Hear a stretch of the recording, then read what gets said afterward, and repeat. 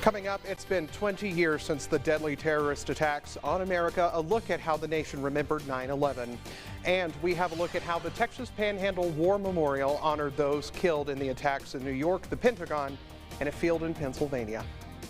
We had a hot and windy day today here across the viewing area, but how long will it last? We'll have more on the 4 weather forecast. Live from your local news leader, home of the #1 10 p.m. newscast on the High Plains. KAMR Local 4 News at 10 starts now.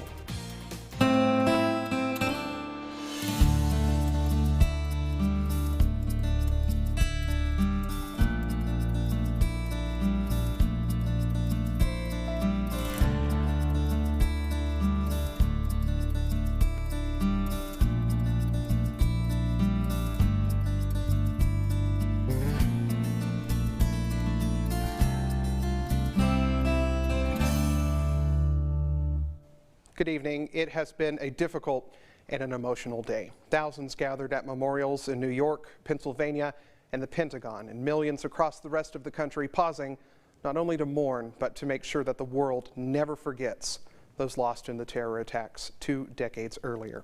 Jay Gray has a look from Ground Zero as we remember 9/11 tonight at 10.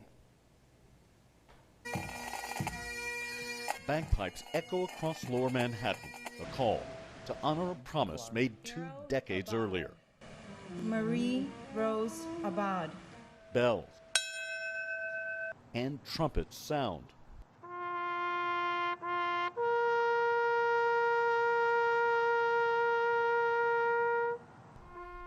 Soft, subtle tones marking the exact time. The deafening, deadly attacks took place. Jason Matthew Coffey. Maria A. Bear. President Biden joining dignitaries and thousands pulled to Ground Zero, Pennsylvania, and the Pentagon to honor the nearly 3,000 heroes lost in the attacks. While we grieve for our fallen, we celebrate the life they led.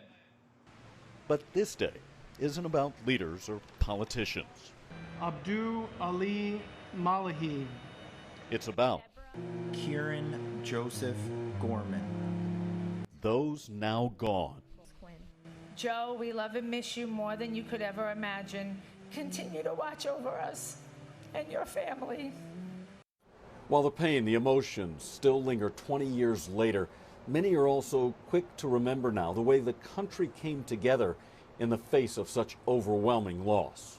If we do the hard work of working together as Americans, if we remain united in purpose, we will be prepared for whatever comes next.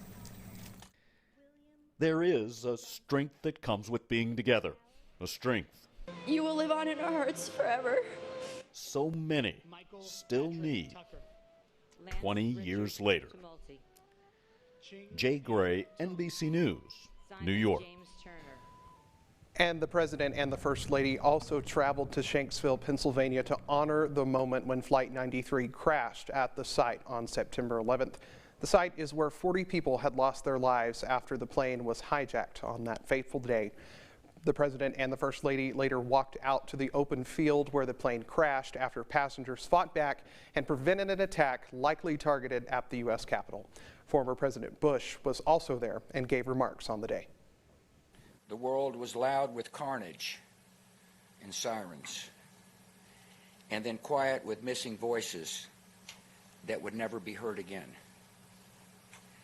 These lives remain precious to our country and infinitely precious to many of you.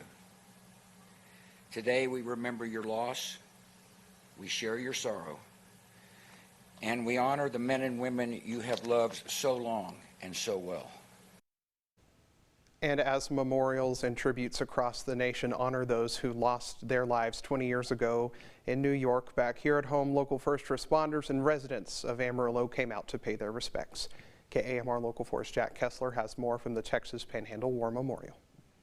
20 years ago on September 11th, I just finished a run around Central Fire Station. I walked into the building and I saw several of my more senior members gathered around the TV, and there was just that sinking feeling that the world that I knew, and thinking back with a 7-day-old son at home, wondering what kind of world that would change, how our lives and how the world was going to change for us as well as my children. Multiple agencies gathered at the Texas Panhandle War Memorial Saturday to honor the men and women who tragically lost their lives 20 years ago on September 11th, 2001. The event started with an address from Sheriff Christopher Forbes, followed by the national anthem, a flyover by the Life Star, ringing the 4-5s, the playing of taps, and ending with prayer. Chief Martin Birkenfeld with the Amarillo Police Department remembers where he was 20 years ago. 20 years ago, when this started, I was getting off shift. I worked the midnight shift at that time, and I was fixing to walk out the door, and I noticed a group of officers had the TV on in our muster room, and we were watching the events, and I just remember that vividly, even 20 years later. He adds he can't thank enough for the support the community has shown first responders in the past 20 years and beyond. Say thank you so much. Thank you for remembering the first responders and the people who lost their lives 20 years ago today. And thank you for the support that you give to our first responders in our community. We feel it every day, and we see it out here today. We appreciate that. Chief Mays says there is a special bond between first responders, no matter the location. For anybody that shows up and those that have ever shared this uniform or the uniform of those that are overseas trying to protect and maintain our freedom, it's just a very heartfelt honor. There are certain things like service that bond us all together, even if there are different ways that we provide that service for our community. So it's just that unspoken bond. In Amarillo, Jack Kessler, KAMR Local 4 News. And today's event started at 8:46 this morning, the exact time that the first plane flew into the North Trade Center tower 20 years ago. We're going to set aside our 9/11 remembrance coverage and get a check-in on our forecast with meteorologist Melissa Terrasas. Good evening, Melissa. Good evening, Judd. Currently across our viewing area, most of us are seeing some clear skies. We are seeing an increase in cloud cover, mostly affecting the northwestern parts of our viewing area. Currently, those winds are out of the south, ranging anywhere from 10 to 15 miles per hour, so moderate to breezy conditions tonight. Across the city of Amarillo, we're at 80 degrees out by the airport, 82 here downtown, and 78 degrees off of Tascosa Road. Now for a full look at your day planner for your Sunday. As we end the weekend, we're going to have temperatures in the mid-60s, a clear and calm start by noon, temperatures reaching the upper 80s, breezy conditions, and by 4 p.m. that high of 95 degrees. Judd? All right, Melissa, thank you so much. We'll check back in with you a little bit later. Thanks, Judd. Local firefighters honoring those who lost their lives during that terrible day by using the step mills at Crunch Fitness to climb 110 flights of stairs. It's in remembrance of the number of floors that were in the Twin Towers and to honor the fallen first responders. Crunch members were also invited to take part in that remembrance challenge.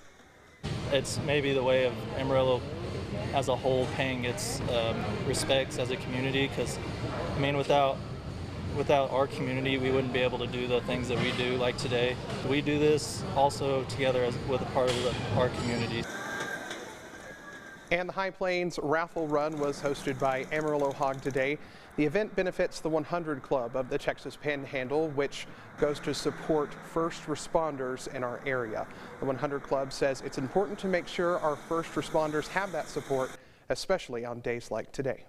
These men and women leave their homes and their families behind. They don't know if they're going to return that day, and they go out, and when the rest of us are fearful or running away from trouble, they're the ones that are serving and protecting us.